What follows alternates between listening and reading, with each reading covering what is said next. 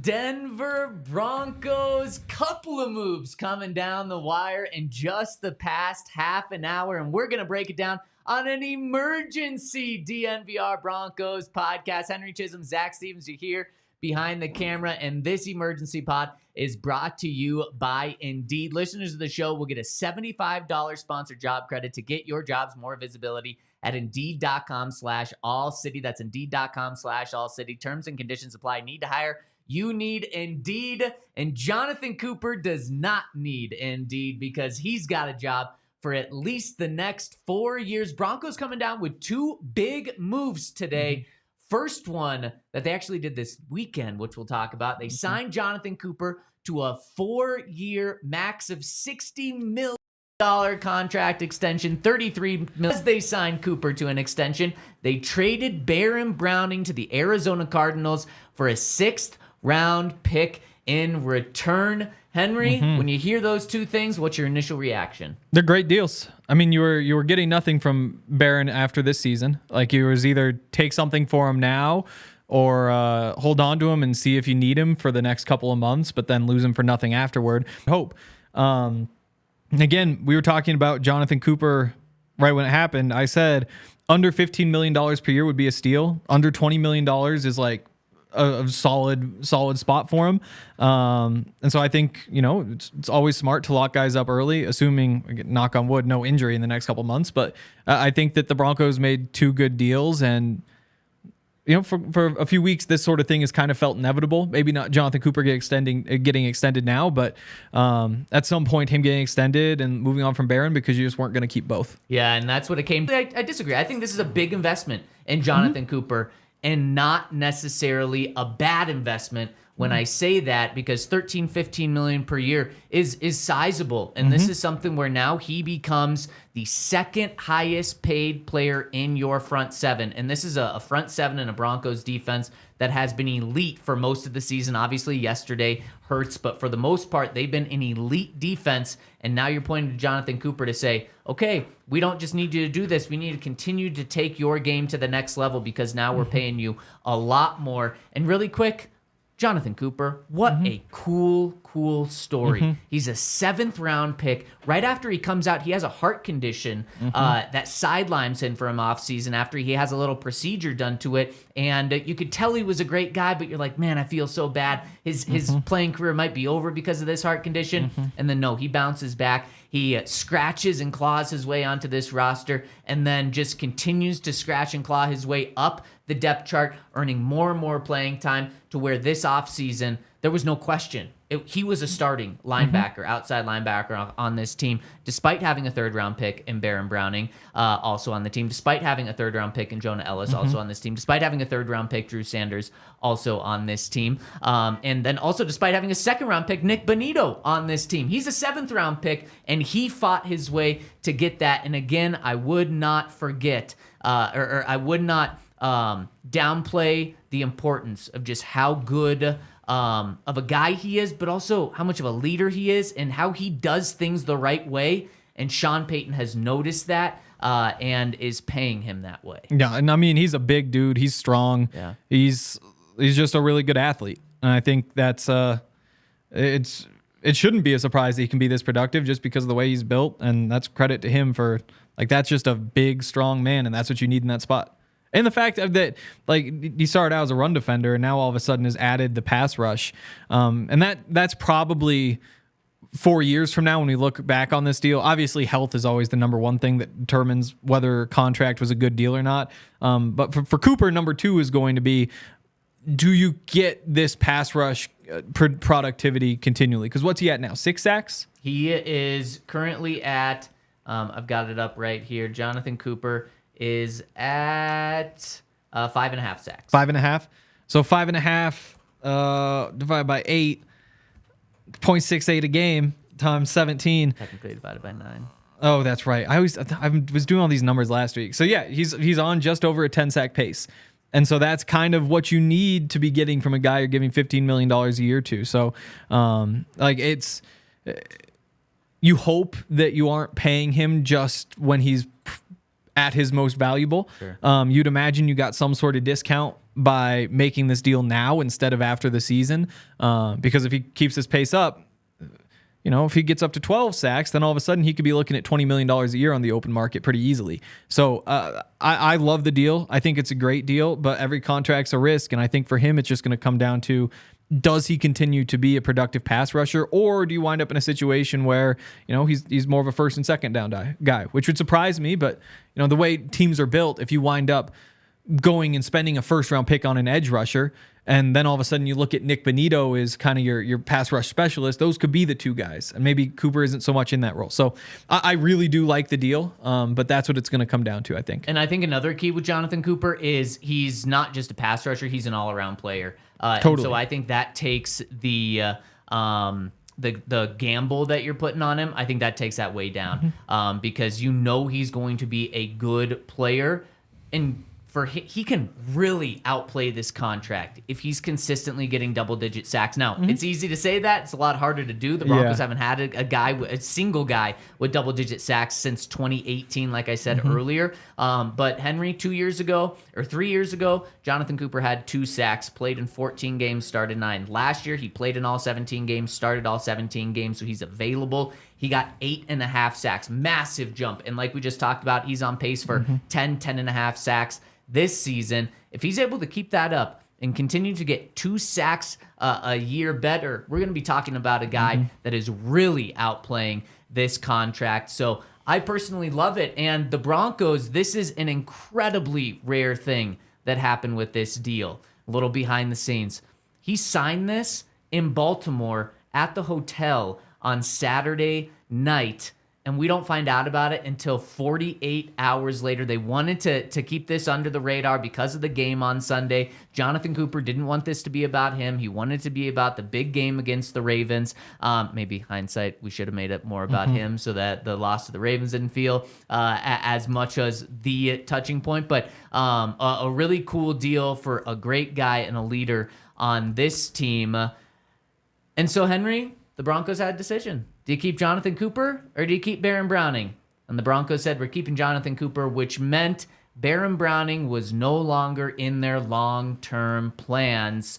And they ship him out earlier today to the Arizona Cardinals for a 6th-round pick. What do you think about this deal? Yeah, I mean, you got something for somebody that you were going to get nothing for. So I think people are going to look at this and say the Broncos are sellers. The Broncos aren't sellers. They just had like a spare somewhere, and so you'd be crazy not to get something for it. I still think that there's a chance that they add somebody tomorrow. A 6th-round pick, solid return, especially when you look around the league. Deontay Johnson, for example, traded to Baltimore from Carolina for a 5th-round pick, but there was also a 6th-round pick in return. So that's a pretty similar deal, and there's about a $4 million cap hit. So again, like, this is just how trades work in the NFL, is that you don't wind up paying, or you don't wind up trading too much to acquire players. You look at Josh Uche, who I think is a great comparison. $1.1 million cap hit, so about the same, again, expiring contract, and he cost the Chiefs a 6th-round pick. It's actually next year's 6th-round pick and not this year's 6th-round pick. So I think that when you look at Uche, he did have like the one big season, 11.5 sacks in 2022, but when you look at the rest of what he's done, 1 sack, 3 sack, 3 sacks, 2 sacks again this year, and then you throw in that he's a little bit older player, so he doesn't maybe have the same upside that a Baron Browning does, who's held back by injuries.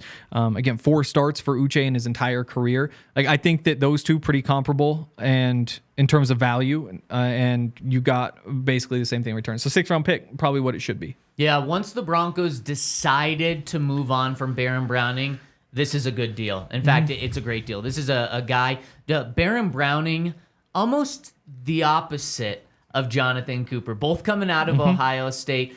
Jonathon Cooper clearly not valued by the NFL, being a 7th-round pick. And Baron Browning, the opposite, very valued by the NFL, being a 3rd-round pick, despite not knowing what his position was. And he was just a very talented ball of clay. And the Broncos said, we're going to mold him into an inside linebacker. Wait. No, we're going to mold him into an outside linebacker. And then they did that. And man, when Baron Browning flashed, he flashed. I mean, the bend, the power, the size, the strength. He seems to have it all. But Henry just never came together consistently, I should say. He rarely was able to stay on the field for long chunks at a time. He played 14 games in each of his first 2 seasons, then 10 last year. Missed 4 games already this season with an injury. So once they decided to move on, the fact that they were able to get a 6th-round pick back, and not just a conditional 7th-round pick, but a 6th-round pick back for a guy that has 0 sacks, 7 total tackles on the season, 1 tackle for a loss. Credit George Paton. I think he nailed this trade. And you know what? I kind of like this trade for both sides. I like this for the Cardinals because, like I just said, Baron Browning has a lot of talent. It's just about being able to realize that. And maybe he takes a big role out there in Arizona as they're clearly looking for pass rush help. But now, Henry, this is a little bit of a not an all-in move for the Broncos this year. It's not saying they're giving up on the season, but they're not. They are taking a little bit of a step back because Baron Browning is a guy. Well, the production wasn't there. They counted on him a lot in the games he played. In the first 4 games he played, I don't have the numbers from Baltimore yet. He played in 69% of the defensive snaps, then 18% in that next game, then 44% of the snaps, then 54% of the snaps. So I mean, he was on the field more than not in the games that he did play this season. I believe he played the 2nd most snaps from the outside linebacker group in games he played, only behind Jonathon Cooper. So the Broncos are taking a step back. They thought Jonathon Cooper was their 2nd best outside linebacker by how they played him. Now it's going to be on Nick Bonito to step up, and boy, he has taken positive steps this year. Now it's on Jonah Ellis, and I love that this means more playing time for Jonah Ellis. And like I said, I also think it means that Drew Sanders is close to returning. The flip side is, so 146 snaps this season, also only 4 tackles, and 3 of them came week 1. Yeah. Like I think that even if Barron was still a Bronco, there was a good case we made that he shouldn't be on the field at all. That just wasn't the case, though. No, they played Vance him. Continued to say we're going to play him, and the results were continually poor. Yeah, and they said we're not going to change it. I know, but I think I'm viewing this from from Vance Joseph's perspective. He has to be a little bummed losing him, maybe, or else I think he would have made that move earlier. Of taking him off the field. He was hurt though, you know. So he comes back. You give him week 7, 8, 9. He gets 1 tackle in the entire span. Like I don't think that this really impacts the Broncos season at all. The only case in which it would is if somebody gets hurt. And again, that's always possible, and that's why depth is important. But I think Jonah Ellis has been the better player on the field, and maybe Barron was going to kind of find his footing coming back from the injury if he were to play more. But I can't say that the wins and losses are going to be all that much different. And again, I think I agree. Barron in the past has had his flashes. You know, if you were to, I think it's 9.5 sacks in his career. If you were to go back and watch those would be pretty exciting because there's some good plays and he's fast and he has the get off. But the combination, maybe it is just the fact that he hasn't gotten healthy is the reason, but he just hasn't really been able to find a way to produce consistently even when he is on the field. So yeah, if you're the Cardinals, and I'm not sure what their edge rusher situation is, I think it's a good pickup for them. But I think for the Broncos, like this was probably the number 4 in your rotation, and I think it's one of the better number 4 rushers or edge players that you could find in the NFL.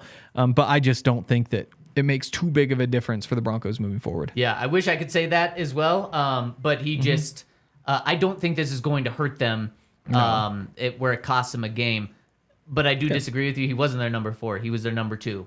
The Broncos told us that with how they played him in every single game he was healthy. Outside of yesterday, though, Nick Bonito played in 54% of the defensive snaps. Jonah Ellis, 42. There and you then go. Baron Browning was also tied at 42 Really? Okay. as well. So, I mean, he was right in there. But I do like that this means it's going to open up more playing time for Jonah Ellis and Nick Bonito. I mean, Nick Bonito's 6-game sack streak was just broken yesterday. He's been playing well. So I like this. And also keep your eye on Drew Sanders. I do think this means that he could be returning soon. And the timetable for him returning was right around now. So, Henry, grade today's moves for us. It's always tough to do that right away. I mean, you did what you should do, and for that, you give it a B. You know, like I don't think you should have expected much more than this. I don't think you could expect much less. I think the deal, the 15 a year for Cooper, and probably a little bit less than that is a good deal, and that's what bumps it up to a B. Yeah, and I'm gonna go A-. The only thing that I don't love about this is just, man, this team is a playoff team right now, and they hurt themselves just a tiny bit. Got rid of your second best pass rusher. I disagree. According He's not that. or your second best outside linebacker, according to what Vance Joseph has told us with it. If he wasn't Henry, then he wouldn't have been playing the second most snaps He didn't when this he's on week. the field. Yeah, but over the course of the season, or you can just round out the past 3 weeks if you want. He's played more than anyone but Jonathon Cooper. One tackle. That's the only thing that I don't like about it. But everything else is great. Like that they got something back for Baron Browning. I think it's a good opportunity for Baron as well. And then I love what they did with Jonathon Cooper. I think it's a really good deal. It's a big contract, but still a good value, good deal. Very, very, very high floor on that extension with Jonathon Cooper. So that's what I'm saying with that. You hear? Yeah. No, just thought Yeah. Yeah. I mean, again, to me, as long as Cooper stays healthy, that's step one, and he's done it so far.